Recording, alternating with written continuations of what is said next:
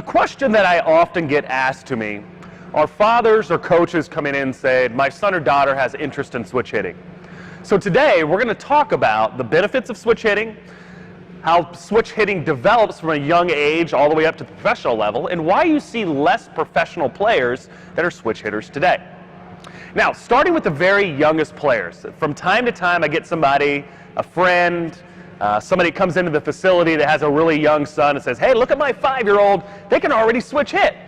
In the back of my mind, and I end up doing this very tactfully, I say, well, just about every 5-year-old should be able to switch hit. And the reason is called bilateral transfer. As young athletes begin to grow in athleticism, their brain is organizing athletic movements. And because every new skill they are a novice at, basically the brain doesn't differentiate one side of the body to the other. They're both organizing it the same way. Meaning, if I learn to hit right-handed at the age of 5 and I'm just picking up the skill, I'm going to be very crude in the way that I swing the bat initially. Just picking up the bat right-handed and swinging that way for 2 or 3 weeks, if you picked up the bat left-handed then, after that 3-week period, they would swing the bat with just about the same mechanics.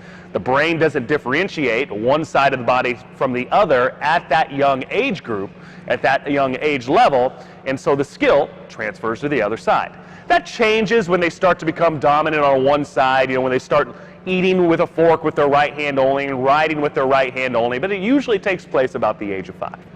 But if they continue to have interest in wanting to switch hit, the issue here is I tell parents, this is not you're spending half of your time hitting left-handed and half of your time hitting right-handed.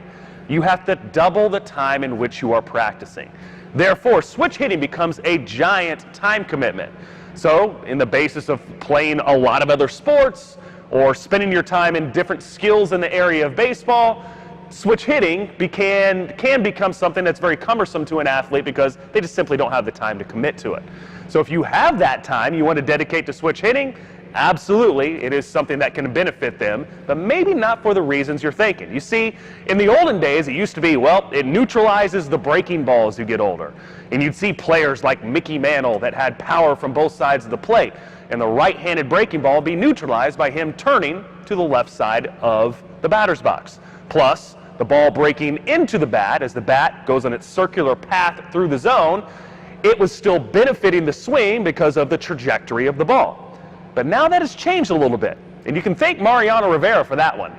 Because as we introduce a plus cutter to baseball, it somewhat neutralizes the switch hitter because the ball is so much faster, looking more like a fastball / a hybrid slider, that it just moving in a couple inches on the barrel can miss the sweet spot of the bat. So that's why you don't see as many prominent switch hitters today in baseball as what you saw maybe in the 60s or the 70s. But still practicing switch hitting for all athletes, not just youth athletes. Once you finally come to find what your dominant side of the plate is, it will make you swing faster from that dominant side. And this is one of the things that I like with the overspeed training that we do. We happen to use the Super Speed Slugger in our academy that has you take protocol from both sides of the plate, swinging max effort, where you now make your stabilizers, let's say I'm a right-handed hitter, and my left obliques, my left side becomes a stabilizer. When we swing left-handed, we turn those stabilizers into accelerators. So we're strengthening and training the muscles in a different way that in turn will make you swing the bat faster.